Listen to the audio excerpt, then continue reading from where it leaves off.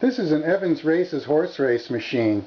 In 1944, the Pace Baker's line of horse race machines was sold to H.C. Evans Company of Chicago. Evans modernized the Baker's Pacers and in 1947 came out with this Evans Races. This was the last use of pneumatic components in a horse race machine. Later versions of the Evans Races were designed using pinball technology, eliminating the use of pneumatic components. You can learn about all the models of pneumatically driven horse race machines and see detailed photos of restoration by visiting my website.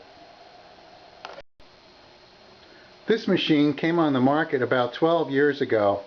It was unrestored and missing the cabinet panels. The last owner made new panels and refinished the cabinet. They also repaired some of the old back glass and made some new glass.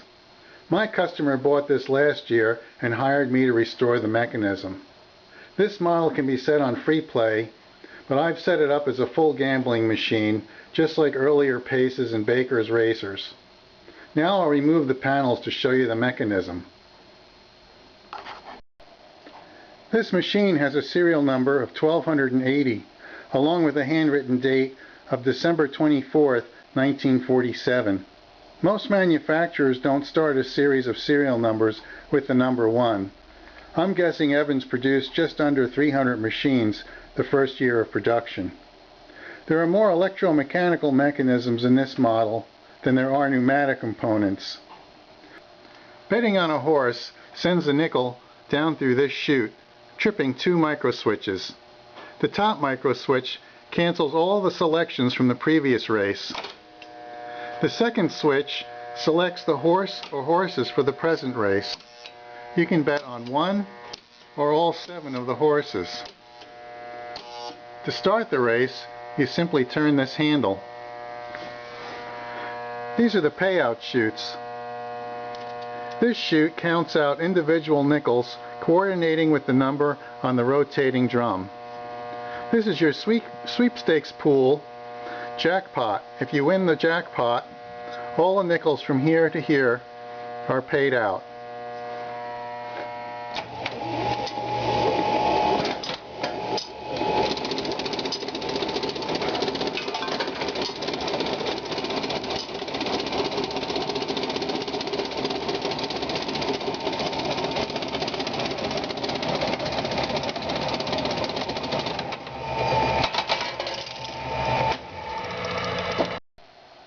The backlit glass in the odds drum is a carryover from the Baker's Pacers.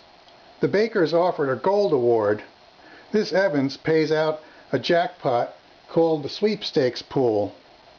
These lights flash at the beginning of each race. If this lit horse lines up with the highest payout, 20, and that horse wins, you get 20 coins plus a jackpot from the sweepstakes pool.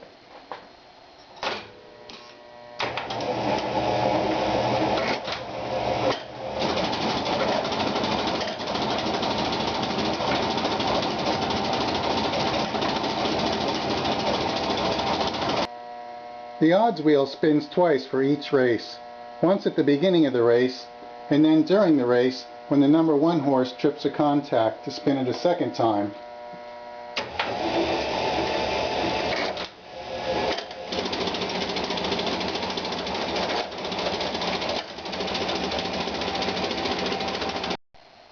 Just below the main part of the mechanism is another shelf, just filled with electromechanical devices. I've pulled the shelf out to show you some of these devices. This unit determines the payout. These wires come through the rotating drum, and this sweeper arm trips any number of contacts to count out the number of coins paid out. This sweeper arm moves across these contacts to determine the sweepstakes pool. This is a very clever device. This is what operates your rotating drum. It gets pulsed twice, once at the beginning of the race and once in the start of the race when a contact is tripped by horse number 1. Inside is like a little pinball machine. As long as the ball rests here, the contact is open, but as soon as the ball is thrown up into the playing field, the contact is made and the drum rotates. This is a randomizing device. The holes in this piano roll advance the horses. Evans used this system to scramble the outcome of each race. This sweeper arm rotates at the start of the race. When the sweeper arm stops rotating, it has selected the winner for that race. This arm, in turn, sends a signal through this contact. When the star wheel continues to rotate as the roll moves along, this contact sends pulses to one of these magnets. That opens up a port that sends extra signals to advance the winning horse.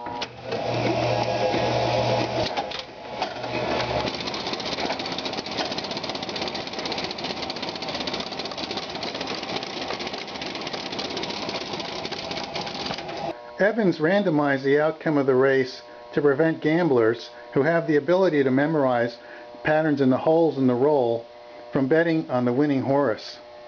So here it is, the 1947 Evans races for my customer in Massachusetts. Enjoy it, Seth.